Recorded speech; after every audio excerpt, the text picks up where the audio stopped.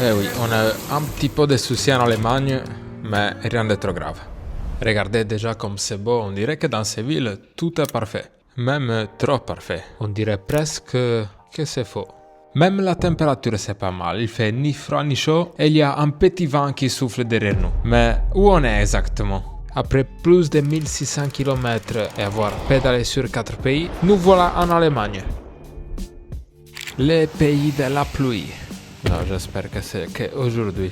Mais passons à la question du moment. On continue à monter vers le nord ou on va retourner sur nos pas en direction de l'est? Au nord, il va y avoir du frais, mais on risque de trouver un très mauvais temps. Par contre, à l'est, là, on est sûr qu'on va avoir très chaud. Je suis fatigué aujourd'hui. Non, je suis pas fatigué. Je sais pas. C'est pas facile de choisir, mais bon, on va prendre un petit peu de temps pour réfléchir.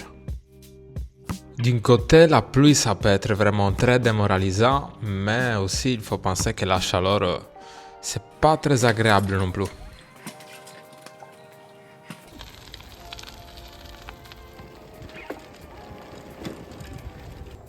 Comment ça s'appelle? Lashnek. Ashnek. Hein? Ashnek?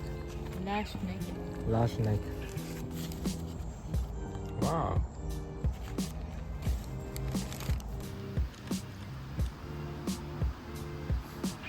J'ai appris à dire merci pour tout en allemand. In tedesco si dice danke um alles. Danke um alles.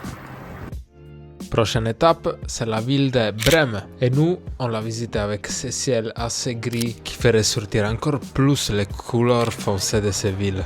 Et si d'un côté il fait un petit peu un effet triste, de l'autre c'est vraiment impressionnant. C'est vraiment très impressionnant. Une autre question qui nous pose souvent c'est « Mais vous n'êtes pas fatigué de pédaler tous ces kilomètres ?» Ça paraît étrange, mais non. Chaque jour on fait que les kilomètres qu'on a envie de faire. Si on a envie de visiter quelque chose, on peut s'arrêter. Et c'est aussi pour ça qu'on apprécie autant ce voyage. Voilà un deuxième problème.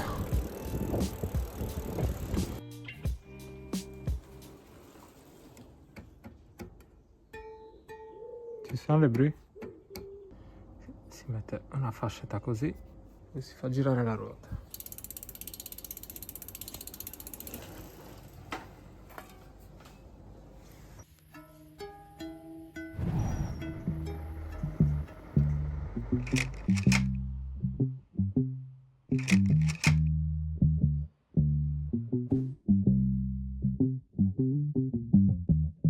On est en train de chercher quelqu'un qui peut nous héberger pour dormir. On a remarqué une chose. Dans les profils, ils précisent qu'ils n'apprécient pas aucune forme de sexisme, fascisme et racisme. Il y a pas mal de personnes qui tiennent à le préciser. Ensuite, le temps de prendre l'essence et on est arrivé au troisième problème. E cette fois-ci, c'est Elena qui va le réparer. Devi svitare l'asse. Brava.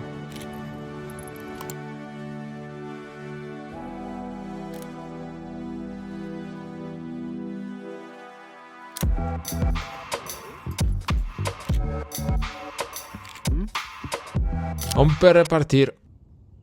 Ciao.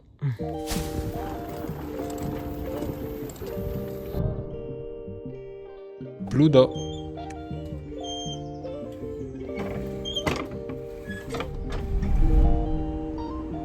Bon, Elena elle m'a dit de prendre ce que je veux.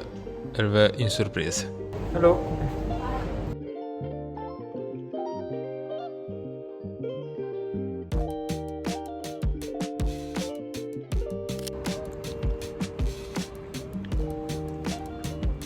Ça nous fait une petite pause avant de continuer et rentrer à Hambourg.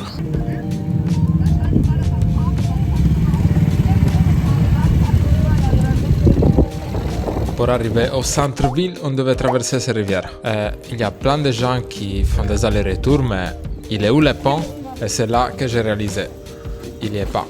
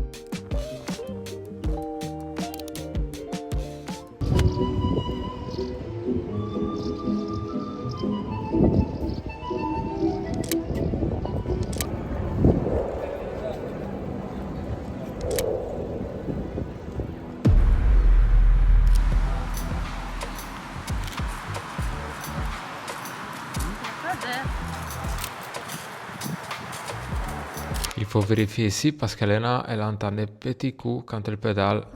Alors, la première chose à faire, c'est de vérifier la chaîne avec ces petits outils. Si la pointe, elle ne rentre pas, ça veut dire qu'on peut encore utiliser la chaîne. Par contre, on peut faire une autre mesuration un peu plus fin. Et oui, elle est en train de s'allonger. Donc, j'ai trouvé le souci, c'est pas les pédaliers, c'est pas la chaîne, c'est pas la roue, c'est le pédale. Vedete, si vede anche senza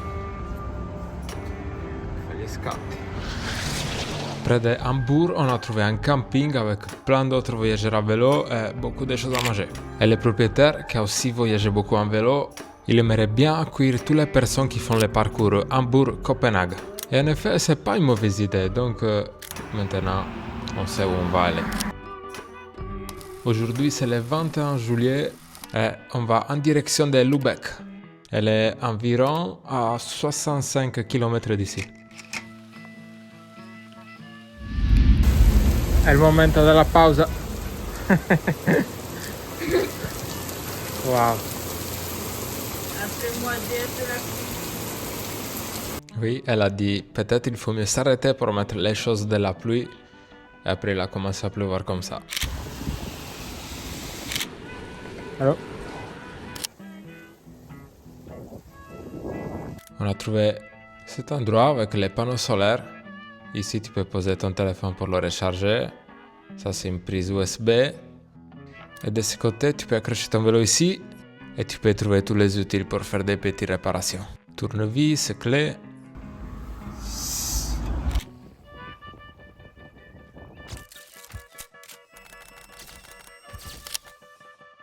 C'est ce que nous, on va faire à Lübeck, c'est d'aller goûter les marzipan. Et tout le monde nous a conseillé d'aller goûter celui-là de Niederegger.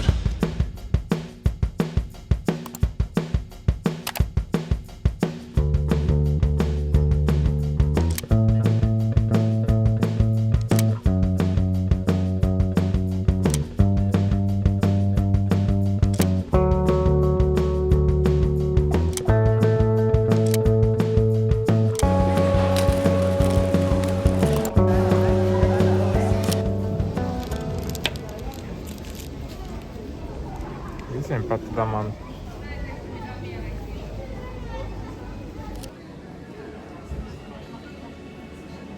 Je vous conseille de venir le goûter.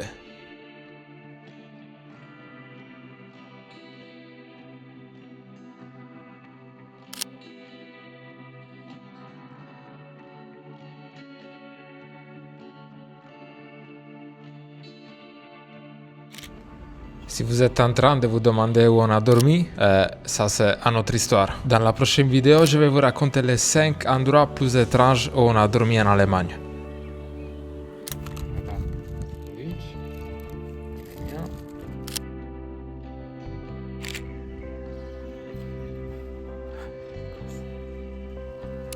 Et c'est exactement à 2000 km qu'on a rejoint la mer Baltique. On commence à s'éloigner, hein? On commence à s'éloigner pas mal. Et avec la mer arrive aussi le souci numéro 6.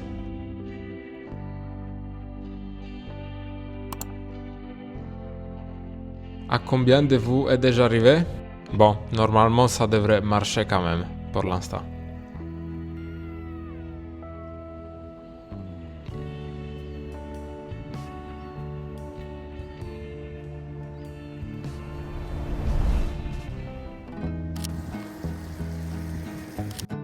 Avec la pluie, sans le vent, oui.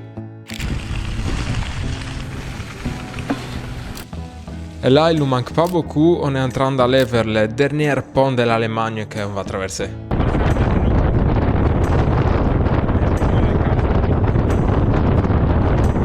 Rien, je voulais juste dire que je peux pas faire voler les drones parce qu'il y a beaucoup de vent. Per fare il check-in. E il m'a bien fait pour faire le check-in, c'est ici. Attraverso.